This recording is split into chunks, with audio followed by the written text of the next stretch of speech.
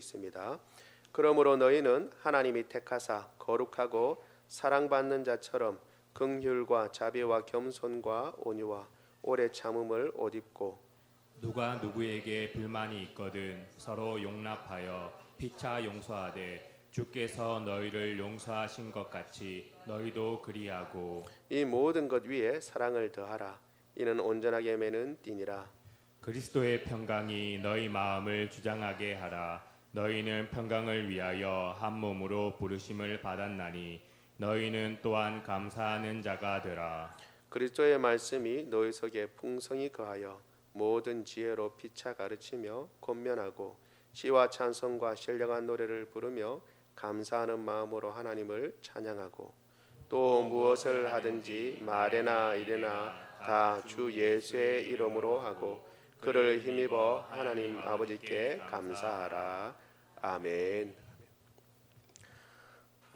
우리가 지난주에 같이 벗어버려야 하고 죽여야 할 것들에 대해서 살펴보았습니다. 예수 그리스도와 함께 죽었고 예수 그리스도와 함께 살아난 사람, 예수 그리스도를 믿는 신자들은 죽여야 할 것이 있고 버려야 할 것이 있고 그리고 또 입어야 할 것이 있는데 왜 그러냐 하면 그 존재가 변화되었기 때문에 그렇습니다. 지난주에도 말씀드린 것처럼 우리의 모습은 뭔가 열심히 해서 갈고 닦아서 아름다운 모습으로 연마되어서 그래서 그제야 구원을 얻는 그러한 것을 성경에서 말하고 있지 않습니다. 있는 모습 그대로 나와서 죄인인 것을 고백하고 나의 죄가 예수 그리스도를 통하지 아니하고는 해결될 수 없다는 사실을 인정하고 그 예수님 앞에 겸손히 무릎 꿇고 예수님을 통해서 내가 구원받는다는 사실을 인정하고 예수님을 받아들이고 모셔드리면 그리고 예수님께서 십자가에 달려 죽으셨고 부활하심으로 말미암아 나의 모든 죄가 용서받고 하나님 앞에 용납되고 받아들여짐이 됐다는 사실을 인정하는 그 사람은 이미 구원 얻은 사람이고 그리고 구원 얻은 사람이기 때문에 이제 구원에 합당한 삶을 살기 위해서 버려야 할 것과 입어야 할 것이 있는 것입니다. 우리가 지난 시간에는 버려야 할 것과 버려야 할 것 그리고 죽여야 할 몸의 지체들에 대해서 살펴보았습니다. 그 내용을 우리 집사님이 기도 시간에 잠깐 잘 요약을 해주셔가지고 제가 따로 요약할 필요가 없을 정도로 요약을 잘 해주셨습니다. 당연히 우리의 정욕과 그리고 모든 음란과 그런 것들에 대한 것인데 결국 그러한 것들은 세상에 속한 것들이고 그리고 그 뿌리에는 결국은 욕심이라는 게 있다. 그렇게 말씀드렸습니다. 자신의 끝없는 욕망을 채우기 위해서 사람을 도구화하는 것이죠.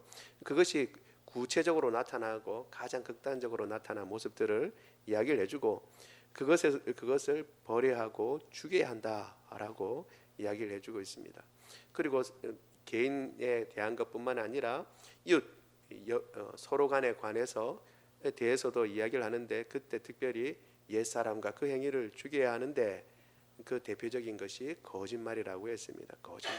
서로 거짓말을 하지 마라라고 얘기했습니다. 그래서 우리는 거짓말은 쉽게 생각할 수 있을지 모르지만 성경에서는 하나님의 말씀은 거짓말에 대해서 아주 강하게 하지 말아야 할 것으로 그렇게 말씀하고 있습니다. 그래서 우리가 더 유념하고 말을 조심해야 하고 버려야 할 것들을 버리고 그렇게 해야 할 이유는 우리는 지식에까지 새롭게 창조하심을 입은 자가 되었다. 그러니까 생각하는 방법까지도 새로운 방법으로 세상의 방법을 좇지 아니하고 성경에 맞춰서 생활해 가야 하는 것입니다. 그리고 난 뒤에 이제 오늘 우리가 살펴본 대로 이제 입어야 할 것이 무엇인가, 그럼 갖춰야 할 것이 무엇인가에 대해서 오늘 설명해 주고 있습니다. 그 첫 번째는 오늘도 이제 세 가지를 볼 텐데요. 첫 번째를 먼저 보겠습니다. 옷 입으라라고 얘기를 하고 있습니다.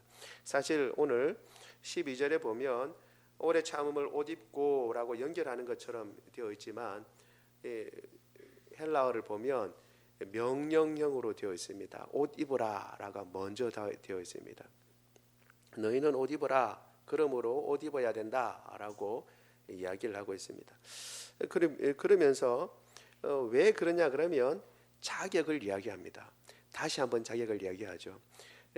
그것이 그만큼 중요하기 때문에 그렇습니다. 여러분 다시 말씀드리지만 이것이 세상에 종교는 여러 종교가 있지만 그 종교들의 하나 같은 패턴이 무엇이냐 하면 사람이 뭔가를 해서 어떤 자격을 얻고 어떤 조건이 주어지기 위해서 뭔가를 한다는 거예요.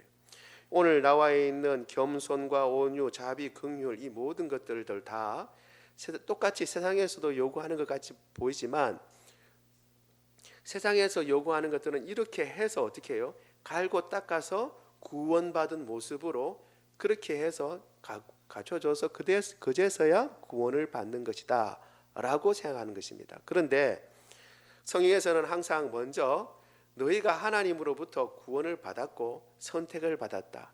그러한 자격이 먼저 어떠한 자격, 어떠한 존재인가를 먼저 이야기를 해주고 있습니다. 그리고 그 존재에 합당한 모습을 취해라는 것입니다. 마치 왕자가 되었는데 거지 옷을 입고 그리고 더러운 채 그대로 있으면서 손으로 그냥 밥을 아무거나 음식을 먹는데 가리지 않고 막 이렇게 손으로 아무거나 주워 먹는 것은 이것은 왕자의 품격에 합당하지 않고 왕자의 자태에도 합당하지 않는 것입니다. 그러니까 하나님의 백성다운 하나님의 자녀다운 그러한 자태를 가져야 되는 것이죠. 왜 그러냐? 하나님의 백성이 됐기 때문에 하나님의 앞에서 왕자가 되었고 오늘 본문에 이야기하는 것처럼 하나님께서 이미 택하신 자가 되었기 때문에 그리고 거룩히 구별된 자가 되었기 때문에 그리고 하나님의 사랑을 받는 자가 되었기 때문에 그렇기 때문에 옷 입어야 된다라고 얘기하고 있는 것입니다. 여러분 예수 그리스도를 믿는 사람은 하나님의 선택을 받은 사람입니다. 선택에 대해서는 따로 시간이 날 때 말씀드리지만 우리가 한번 생각해 볼 필요가 있습니다. 내가 선택받았는지 안 받았는지 어떻게 아느냐? 사람들은 이렇게 얘기를 합니다. 어떻게 아냐 하면 예수님 믿는 것으로 아는 것입니다. 내가 선택받은지 어떻게 아느냐? 내가 예수님 믿기 때문에 그것을 확인하게 되는 것입니다. 누구든지 예수님을 믿는 사람은 하나님의 선택을 받은 자인 것을 도장 찍는 것하고 똑같습니다. 내가 선택받은 것을 어떻게 아느냐? 예수님 믿는 것을 통해서 알 수가 있습니다. 그렇게 예수님을 믿은 것으로 인해서 하나님이 택하셨다는 것을 확증하게 되고 그것은 결국 뭐냐 하면 하나님께서 거룩하게 구별했다는 것을 보여주고 있는 것입니다. 세상 거룩이라는 말은 사실 구별했다는 말입니다. 구별했다. 세상과 똑같이 이제 살아가는 사람이 아니라는 것입니다. 구별된 사람입니다.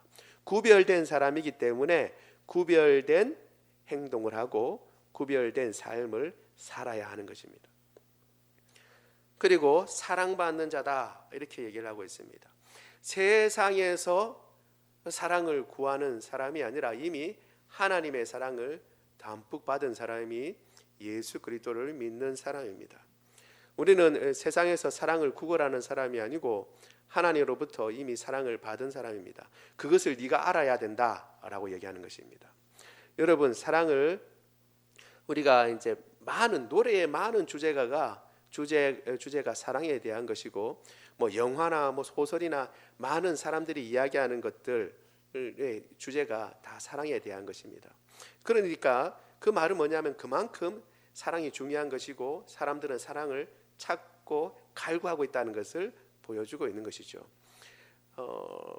부모님으로부터 어렸을 때 사랑을 잘 받지 못해서 그 사랑을 갈구하는 사람들이 있습니다.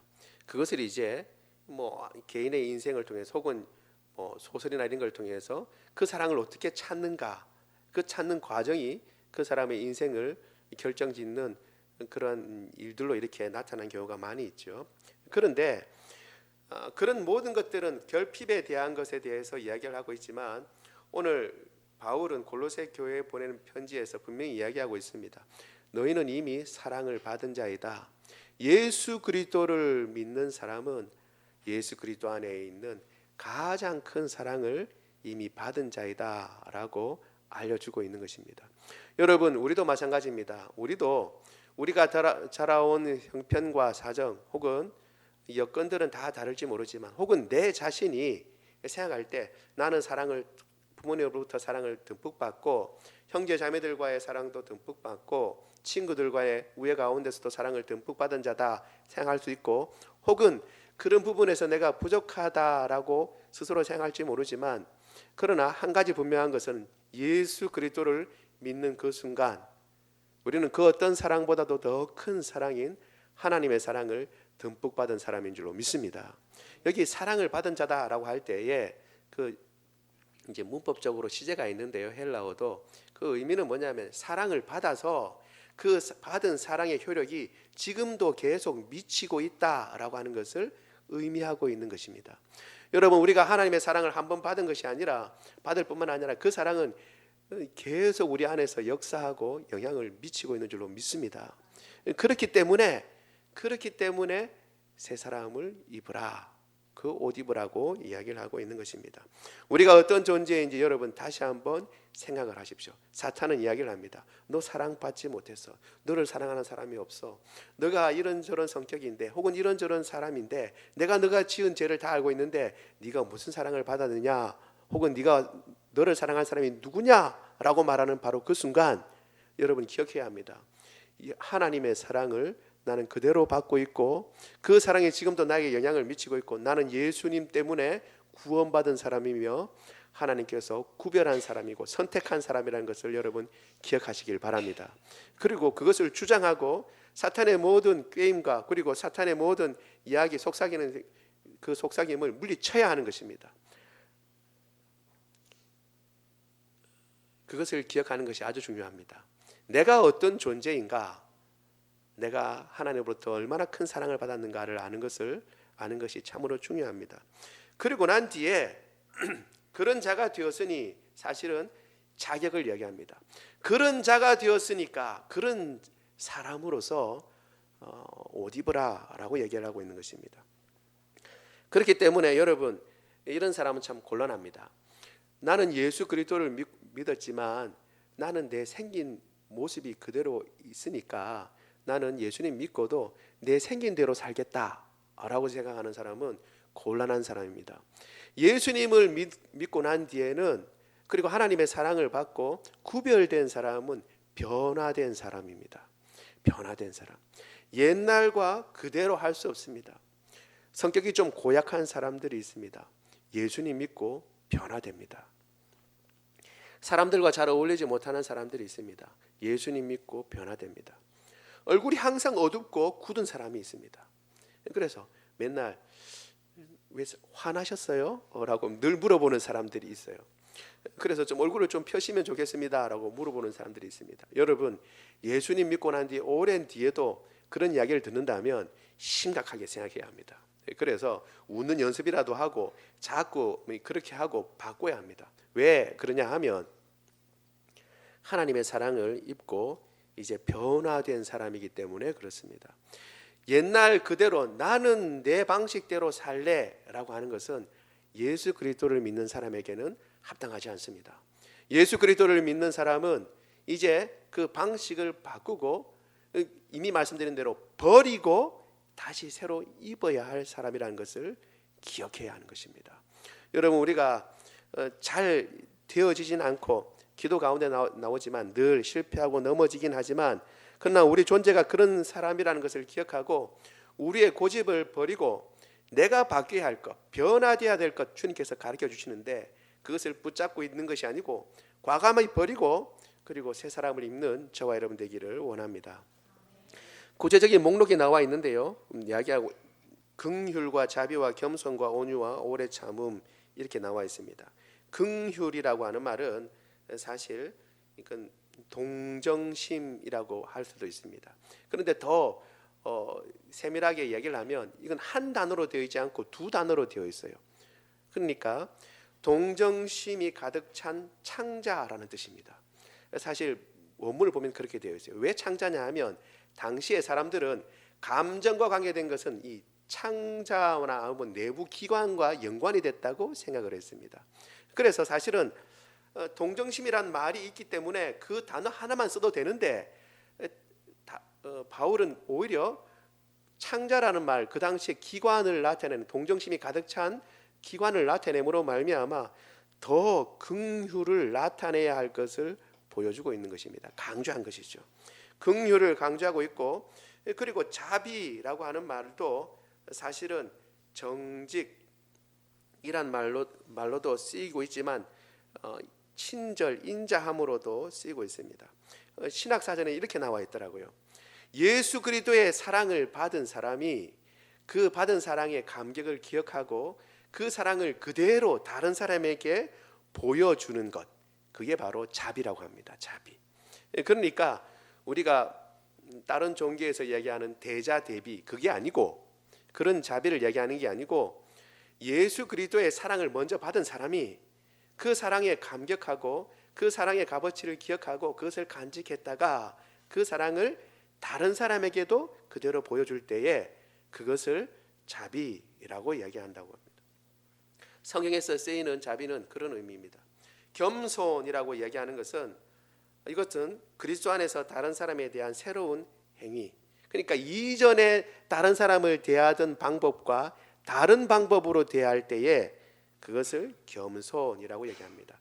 다른 사람과 관계 가운데, 특별히 우리가 잘 아는 빌립보서 2장 3절에는 이렇게 나와 있습니다. 아무 일에든지 다툼이나 허용으로 하지 말고 오직 겸손한 마음으로 각각 자기보다 남을 낫게 여기라, 이렇게 이야기를 하고 있습니다.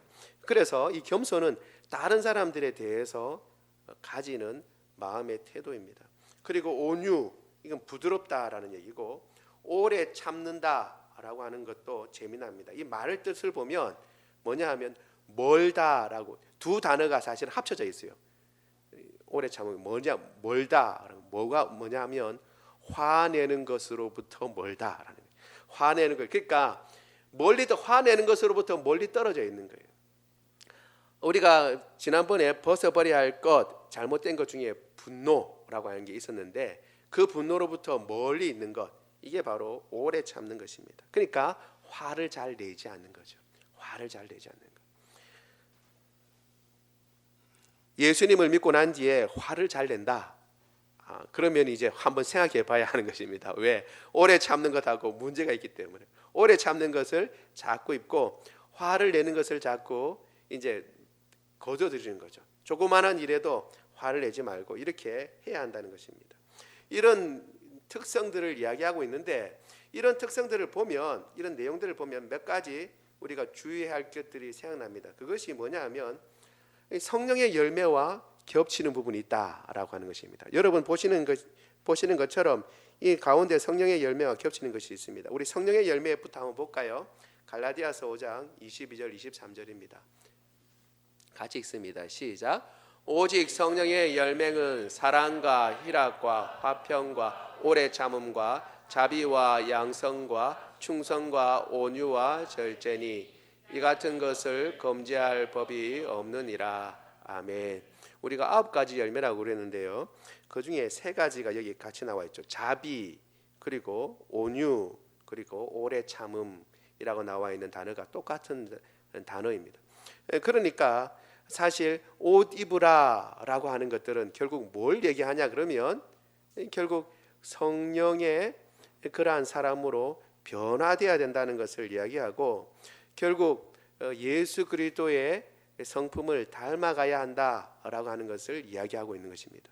몇 가지만 이야기를 했지만 요것만 지키면 된다라는 의미라기보다는 이것을 대표로 해서 예수 그리스도의 형상을 닮아야 되고, 그리고 또 성령의 사람이 되어야 된다라고 하는 것을 이야기하고 있는 것입니다. 여러분, 우리가 예수 그리스도를 믿고 난 뒤에 하나님의 사람이 되었으면 하나님의 사람으로서 가져야 할 성품과 그리고 아름다운 덕목들이 우리의 삶 가운데 나타나야 할 줄로 믿습니다. 이것을 우리가 입으라라고 이미 명령하신 것은 뭐냐 하면 저절로 되는 것이 아니라는 것을 이야기하는 것입니다.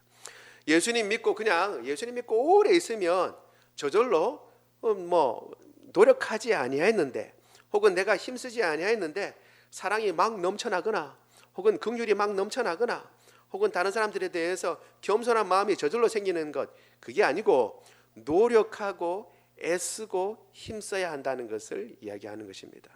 오늘 내가 화를 냈구나, 내가 조그마한 일에 또 화를 냈구나 라고 생각하고 뉘우치고 돌이키고 다시 한번 내가 마음을 가다듬고 다음에는 화를 내지 않아야지 라고 마음을 딱 다잡고 중심을 잡고 신경을 쓰는 것입니다. 다른 사람 같으면 그냥 넘겨버리고, 세상 사람들 같으면 아유 왜 나를 화나게 하지? 그러고 화를 내고 그냥 넘어갈 일을 넘어가지 않고 내가 왜 화를 냈을까 다시 한번 따져보고, 하나님 앞에서 내가 바른 성품의 사람이 되어야겠다라고 스스로를 돌아보고 노력해야 하는 것을 이야기하고 있는 것입니다. 그래서 옷 입으라라고 말씀하고 있는 것입니다. 우리가 하나님의 사람이 되었으니까 이 일에 더 중점을 둬야 할 줄로 믿습니다. 뿐만 아니라 이 본문에 보면 여러분들이 잘 보셨는지 모르겠지만 겸손이란 단어가 나왔는데, 이 겸손이란 단어는 앞에도 나왔어요. 우리가 보는데 앞에 나왔는데, 앞에 나왔을 때는 부정적인 의미였습니다. 부정적인 의미. 골로새서 2장 23절에 이런 얘기가 나와 있어요. 이런 것들은 자의적 숭배와 겸손과 몸을 괴롭히는 데는 지혜 있는 모양이나 라고 되어 있습니다. 그러니까 여기도 겸손이라는 말이 나왔는데 똑같은 단어입니다. 그러니까 똑같은 단어가 한쪽에서는 긍정적인 의미를 가지고 한쪽에서는 부정적인 의미를 가지는 거죠. 왜 이런 일들이 일어나는가? 겸손이라고 했을 때도 세상과 다르다는 것을 보여주기 위해서 그렇습니다. 여러분, 단어가 같은 단어를 쓰고 있다 하더라도 품는 내용이 다를 수가 있습니다. 우리가 쓰는 사랑이란 단어와 그 세상에서 쓰는 사랑이란 단어가 다릅니다. 그리고 맥락도 다 다르죠. 약간씩 다릅니다. 맥락에 따라서 어떤 사랑이냐, 남녀 간의 사랑이냐, 아니면 부모와 자녀 간의 사랑이냐, 다 다를 수가 있죠. 제가 한 번씩 금방 뜻을 말씀드린 것처럼 그 내용에 있어서 세상 사람들이 가지고 있는 그런 겸손, 세상 사람들이 가지고 있는 그런 온유와 사실은 다릅니다. 왜 다르냐? 그 이유가 한 가지 있어요. 왜 다르냐 하면 본이 있고 없고에 따라서 다른 것입니다. 여러분, 세상에서는 겸손이라고 그러는데, 그러면 어떤 게 겸손인가? 그럼 자기를 낮추는 것이라고 그럽니다. 그런데 자기를 얼만큼 낮춰야 하는지, 그리고 어떻게 낮춰야 하는지에 대한 본은 사실은 없어요. 사람들마다 자기 눈에 보이는 것마다 다 다릅니다. 그리고 여건과 환경에 따라 다 다릅니다. 그러나 우리 믿는 그리스도인에게는 항상 그분이 한 분 있어요. 겸손이라고 그러면 누구를 봐야 하냐면 예수 그리스도를 봐야 하는 것입니다. 그 겸손은 예수 그리스도의 겸손이고, 온유, 그러면 그 온유는 어떤 온유냐 하면 예수 그리스도의 온유며, 사랑이라고 그러면 그게 어떤 사랑이냐 하면 예수 그리스도의 사랑인 것입니다. 긍휼도 마찬가지고 오래 참는 것도 마찬가지입니다. 왜 이렇게 뜻이 같은 단어인데 뜻이 달라지냐 하면 본이 다르기 때문에 그렇다는 것을 여러분 기억하시길 바랍니다. 우리는 그래서 우리가 온유하고, 그리고 우리가 겸손하고, 우리가 사랑하고 오래 참고, 그리고 이런 모든 것들을 해야 하는데, 우리가 세상 사람들처럼 그냥 단어 뜻만 가지고 온유하라니까 온유해야 되고 겸손하라니까 겸손해야 된다, 이런 의미에서가 아니고, 제 목소리가 조금 졸리죠 지금. 이런 의미에서가 아니고, 여러분 이게 중요합니다. 누구 때문에요? 예수 그리스도가 본이 되기 때문에 예수 그리스도의 온유, 여기에 성경에 나와 있는 다 거기다가 여러분 예수님이라고 붙이면 됩니다. 예수님의 온유, 예수님의 겸손, 예수님의 오래 참음, 예수님의 사랑을 우리가 옷 입어야 한다라는 것을 보여주고 있는 것입니다. 여러분, 그래서 세상 사람들이 생각하는 그런 정도의 겸손을 가지고 우리가 만족해서 안 됩니다. 세상 사람들이 참 아무개 참 겸손하고 착하네, 저 믿는 사람으로 참 착하네요 라고 할 때에 그 기준을 거기다 두면 안 됩니다. 그러면 내가 참 겸손한가 보다, 예수님 믿고 내가 좀 어느 정도 사람다운 사람이 됐나 보다 라고 생각하고 그 자리에 만족하면 되지 않습니다. 왜냐하면 우리의 수준은 거기가 아니고 예수님이기 때문에 그래요. 예수님의 온유와 예수님의 겸손과 예수님의 자비를 우리가 닮아가야 한다는 것을 보여주고 있는 것입니다. 여러분, 우리가 이것을 기억하고 이 예수 그리스도의 성품, 그래서 성령의 열매와도 겹치는 부분이 있는 것입니다. 우리가 이것을 입고 주님 앞에 나가는 저와 여러분 되기를 원합니다. 두 번째, 이것을 입었을 때에 주님께서 요구하시는 것이 있습니다. 그건 뭐냐 하면 서로 용납하고 피차 용서하라는 것입니다. 한번 띄워주시겠어요, 집사님? 네, 서로 용납하고 피차 용서하라는 것입니다. 여기에 오늘 본문에 얘기하고 있습니다. 누가 누구에게 불만이 있거든 이라고 얘기하고 있습니다. 여기에 누가 누구에게라고 되어 있으니까 누구라고 결정된 사람이 없습니다. 그러니까 이 사람이 어떤 사람이냐면 믿음이 뛰어난 사람이든 낮은 사람이든, 그리고 믿은 지 오래된 사람이든 낮은 사람이든, 나이 많은 사람이든 아닌 사람이든 그런 게 없어요. 그리고 누구에게라고 되어 있습니다. 그러니까 여기도 마찬가지입니다. 어떤 사람이 특정되어 있지 않습니다. 이 말은 뭐냐 하면 교회 내에서 누군가 누구에게 불만이 일어날 수 있는 일은 항상 일어날 수 있다는 것을 이야기하고 있는 것입니다. 여러분, 우리가 예수님 믿고 난 뒤에 갑자기 놀랄 때가 있습니다. 어떤 점 놀라냐면 어떤 사람들에 대해서 내가 미움이 생길 때가 있습니다. 그러면 깜짝 놀랍니다.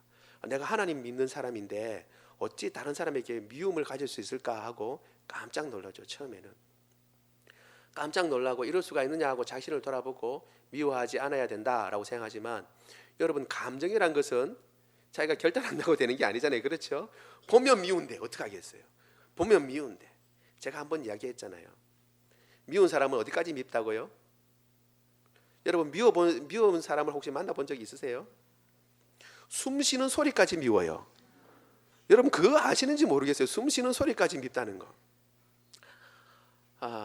여러분들은 전부 다 사랑이 많으시고 그래서 그런 경험이 없는 모양인데, 제가 자랄 때 그랬습니다. 자랄 때 제가 성격이 못돼서 그런지 모르지만 꼭 학급에 정말 미운 애가 있어요. 뭐라고 내한테 나쁜 짓 한 것도 아닌데 그냥 미워요. 이게 진짜 미움되는 이유가 없어요. 뭐가 밉냐면 말투가 미워요. 왜 저런 식으로 말하는지 모르겠어요. 먹는 모습도 미워요. 하는 행동도 밉고, 왜 그렇게 하는지 마음에 드는 게 하나도 없어요. 하나도 없어. 그런데 문제는 뭐냐 하면 다음 학년에 올라가면 학급에 그런 애가 또 있는 거예요. 다른 애인데도 그렇게 미운 애가 있어요. 그런데 문제는 교회에도 그럴 수 있다는 것이고, 그리고 그거로 인하여 불만이 있을 수 있다는 것입니다.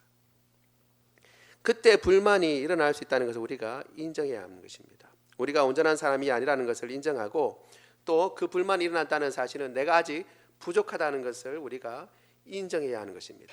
예수님 믿는다고 갑자기 완전한 사람이 되는 것이 아닙니다. 성인군자가 되는 게 아니죠. 근데 이때 요구하는 것이 있습니다. 뭐냐면 피차, 서로 용납하고 용서하라, 그렇게 말씀하고 있습니다. 이것은 놀라운 말입니다. 왜 그러냐 하면, 여러분, 이럴 수 있잖아요. 나는 잘해줬는데, 어쩌면 제가 미워했던 그 친구도 그럴 수 있습니다.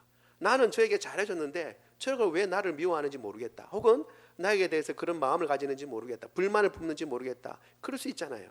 그럴 수 있습니다. 잘해준다고 잘해주고, 그리고 잘해줬는데 나를 미워할 때, 그럼 얼마나 황당하겠어요. 내가 불만이 있습니다 얘기하면, 이야기를 해주면 그것도 이야기해줘서 고맙다고 생각할 수 있을지 모르지만, 왜 불만이 있는가 그 자체도 용납이 안 될 때가 있습니다. 그러면 불만을 가진 사람, 불만에 대해서 누군가 얘기하면 그걸 듣는 사람, 모든 두 사람 다 피차에 대해서 오늘 이야기하고 있는 것입니다. 용납하고 용서해라. 불만을 가진 사람조차도 어떤 부당한 이유 때문에 내가 불만을 가지고 있다 하더라도 그 부당한 이유에 대해서 용서할 수 있어야 한다는 것을 이야기하고, 또 내가 잘해줬는데도 불만을 가지고 있다고 해서 내가 아무리 잘해줬는데 왜 불만을 가지고 있느냐, 너 참 나쁘다라고 얘기하는 것이 아니라 그의 한계를 인정하고 용납해 줄 수 있어야 된다고, 그리고 용납해야 한다고 오늘 이야기를 하고 있는 것입니다. 이 용납하다라는 말은 받아들이다라는 말이고, 다른 성경에서는 9절에서는 견디다라는 말로 많이 쓰여 있습니다. 그러니까 내가 잘해줬는데 불만을 여전히 품고 나에 대해서 이렇게 불만을 이야기하는 사람들을 어떻게 해요? 견뎌야 되는 거예요. 견디라. 그것을 성경에서 이야기하고 있습니다. 그런 일이 있을 수 있다는 거예요, 없다는 거예요? 있다는 거예요. 내가 잘해주고 나로서는 최대한을 잘해줬는데 불만을 가진 사람이 있을 수 있습니다. 그 사람들에 대해서 우리가 어떻게 해야 되느냐? 용납하고 용서해야 된다는 거예요. 네가 잘못됐다, 내가 옳다라고 말하기에 앞서서 피차 용납하고 서로 용서해야 되는 것입니다. 더 놀라운 것은 이렇게 할 때에 왜 그렇게 해야 하느냐, 그리고 어느 정도까지 그렇게 해야 되느냐라고 이야기할 수 있는데, 오늘 본문에서는 그리스도께서 너희에게 그렇게 하신 것처럼 그렇게 하라고 이야기하고 있습니다. 기준이 누구냐 하면 예수님입니다. 우리가 아까 성품에서도 살펴본 것처럼 지금도 기준은 예수님이에요. 그리고 더 나아가서 그 성품조차도 여러분 생각해 보세요. 아까 말한 거, 오래 참는 것, 겸손, 자비, 그리고 온유, 이 모든 것들 다 함께 긍휼, 이런 것 생각해 보세요. 다 무엇에 관한 겁니까? 나를 위한 것은 하나도 없어요.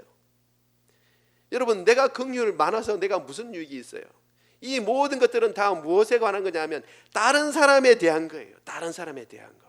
내가 긍휼이 많아서 그 긍휼을 다른 사람이 누리는 것이고, 내가 오래 참아서 그 열매를 다른 사람이 누리는 것이고, 내가 친절하고 내가 겸손해서 다른 사람이 그 열매를 누리는 것입니다. 사실 여기에 기준이 있는 것입니다. 뭐냐 하면 예수님이 항상 기준이고, 그리고 그 기준에 우리는 계속 닮아가야 하는 것이고, 우리를 위한 열매는 사실 없는 것입니다. 주님 닮아가서 다른 사람을 유익케 하는 것, 이것이 바로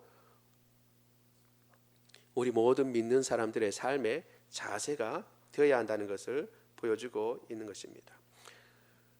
주께서 우리를 용서하신 것 같이, 주께서 너희를 용납하시고 받아주신 것 같이 너희도 그렇게 하라. 결국 우리 기독교의 모든 기준은, 그리고 모든 믿는 사람의 기준은 주님과 같이입니다. 주님과 같이. 요한복음 13장 34절 같이 한번 읽어보겠습니다. 시작. 새 계명을 너희에게 주노니 서로 사랑하라. 내가 너희를 사랑한 것 같이 너희도 서로 사랑하라. 아멘. 너희도 서로 사랑해라. 어디까지요? 무엇과 같이? 내가 너희를 사랑한 것 같이. 그렇게 사랑해야 하는 것입니다. 결국 이 모든 아까 말씀드린 대로 변화된 것, 내가 변화되고 새로운 옷을 입어서 결국 하는 것은 뭐냐 하면 다른 사람을 용납하고 다른 사람을 용서하기 위해서입니다. 사실 이것은 너무 중요합니다. 왜 중요하면 예수님이 그렇게 하셨어요. 여러분 생각해 보세요. 하나님의 아들로서 예수님은 부족함이 없는 분이십니다. 능력의 하나님이십니다. 만물을 만들어내신 창조자십니다. 그런데 그분이 그 큰 능력과 그 큰 권능을 가지고 하신 일이 뭐냐 하면 죄인이 되신 거예요. 그 큰 능력으로 하신 가장 큰 능력, 그건 뭐냐 하면 죄인의 대표가 되셔서, 죄 없으신 분이지만 죄인의 대표가 되셔서 십자가에 달려 죽으시고 부활하신 것입니다. 죄인을 용서하신 것입니다.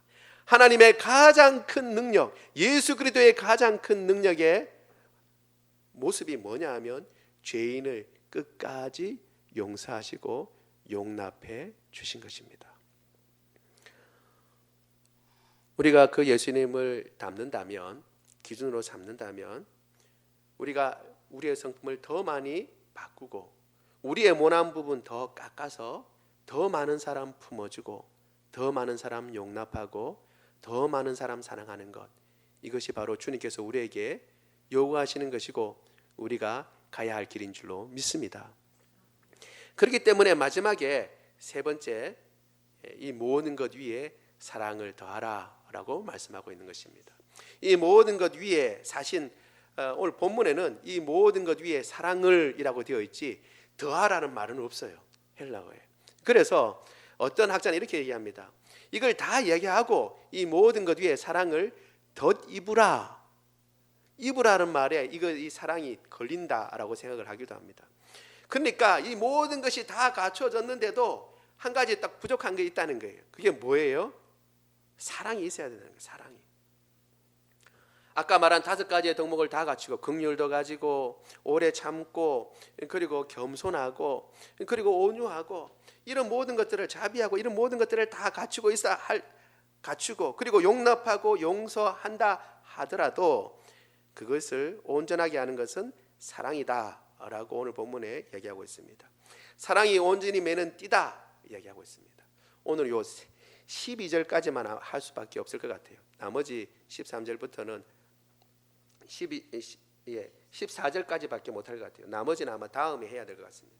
여러분 여기에 완전함으로 이끄는 띠, 완전함의 띠라고 되어 있는 것, 이 띠라고 하는 말은요 사실 앞에서도 나와 있는데 골로새서 2장 19절에 나와 있습니다. 우리 같이 한번 읽어볼까요?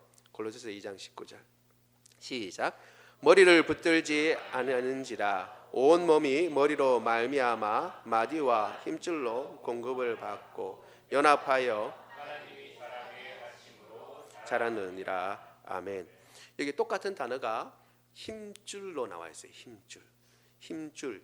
그러니까 이게 사실은 뼈와 뼈를 잇는 힘줄. 이게 뭐죠? 우리가 보통 뭐라고 그러죠? 인대라고 그러죠. 인대라고 번역을 할 수 있습니다. 인대. 그러니까 요거 뼈와 뼈를 잇고 그리고 마디와 몸과 몸을 잇는 것, 그래서 하나가 되게 만드는 것, 이게 뭐냐 하면 사랑이다라고 얘기하고 있습니다. 이 모든 것들을 다 완성시키는 것은 사랑인데 오늘 나와 있는 것처럼 19절에 금방 우리가 읽은 9절에서처럼 머리와 몸을 잇고 그리고 머리로부터 모든 나오는 영양 공급을 몸 골고루 다 이어주는 것이 힘줄을 통해서 이어진다라고 얘기를 하고 있습니다. 결국 사랑을 통하지 아니하고는 이 모든 영양 공급이 이루어지지 않고 주님이 주신 능력을 덧입을 수 없다라는 것을 이야기를 해주고 있습니다. 결국 사실은 이 모든 것들은 사랑의 여러 가지 표현일 수도 있어요. 여러분 다이아몬드가 있으면 흰색인 것 같지만 다이아몬드가 여러 가지 빛을 받아서 여러 가지 빛을 나타내잖아요. 그렇죠? 마찬가지로 사랑이라고 되어 있는데 사랑이 이렇게 보면 친절이고 저렇게 보면 봉사고 이렇게 보면 오래 참는 것이고 이렇게 보면 또 온유한 것으로 나타나는 것처럼 그와 같은 것으로 여러분 생각하셔도 무방하다고 저는 생각합니다. 결국 이 모든 것 위에 사랑이 더해져서 하나님의 사람으로서 온전하게 되어야 된다라는 것을 이야기를 해주고 있습니다. 우리가 생각하는 것 다시 한번 말씀드리지만 세상에서 말하는 그런 겸손과 세상에서 말하는 그런 용납과 세상에서 말하는 그런 온유 가지고는 되지 않는다는 것이죠. 잘 보여주고 있는 우리가 알고 있는 구절이 있습니다. 우리 고린도전서 13장 1절에서 3절 같이 한번 읽어보겠습니다. 시작. 내가 사람의 방언과 천사의 말을 할지라도 사랑이 없으면 소리나는 구리와 울리는 꽹과리가 되고 내가 예언하는 능력이 있어 모든 비밀과 모든 지식을 알고 또 산을 옮길 만한 모든 믿음이 있을지라도 사랑이 없으면 내가 아무것도 아니요 내가 내게 있는 모든 것으로 구제하고 또 내 몸을 불사르게 내어줄지라도 사랑이 없으면 내게 아무 유익이 없느니라. 아멘. 방언과 천사의 말 그리고 예언하는 능력에 있어 모든 지식 비밀을 알고 산을 옮길 만한 능력이 있어도 그리고 내 몸을 불사르게 내어주는 희생이 있다 할지라도 사랑이 없으면 아무것도 아니다 라고 얘기를 하고 있습니다. 여러분 우리가 이 세상의 것은 벗어버리고 예수 그리스도를 통해서 이 사랑을 덧입고 주님께서 우리에게 사랑하라고 주신 형제자매들 오래 참고 용납해주고 그리고 불만이 있다 하더라도 용서해주고 주님께서 그렇게 하셨던 것처럼 그렇게 세워주고 사랑하면서 우리의 주님께서 원하시는 그 아름다운 형상을 이뤄가는 저와 여러분 되기를 원합니다. 말씀을 생각하며 우리 같이